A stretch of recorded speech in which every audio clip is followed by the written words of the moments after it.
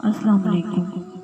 اپنا مقابلہ کسی سے مت کرو، نہ ہی خود کو کمتر سمجھو۔ تم جیسے بھی ہو بہترین ہو۔ جس گھر میں دین اور نیک ماں ہو وہ گھر تہذیب اور انسانیت کی بہترین یونیورسٹی ہے۔ یہ تو سنتے ہیں کہ فلاں چیز نہ کھاؤ کرونا ہو جائے گا۔ اللہ کرے ہمیں ایسا بھی سننے کو ملے کہ حرام نہ کھاؤ کرونا ہو جائے گا، یتیموں مسکینوں کا مال نہ کھاؤ کرونا ہو جائے گا، جھوٹی قسمیں نہ کھاؤ کرونا ہو جائے گا۔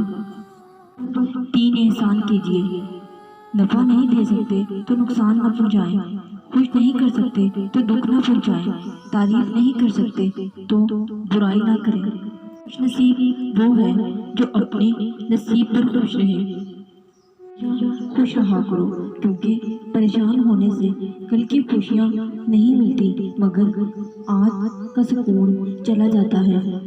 تمہارے نفس کی بہتری کے لیے اتنا ہی کافی ہے کہ تم ان چیزوں سے دور ہو جاؤ جو تمہیں دوسروں کو ناپسند ہے۔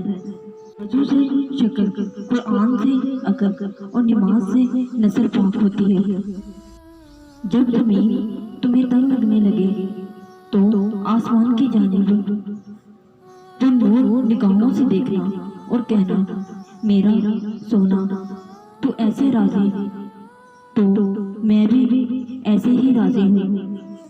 جب لوگوں کے پاس آپ کا متبادل ہو تو ان کو کہاں فکر رہتی ہے کہ آپ کے ہونے یا نہ ہونے سے۔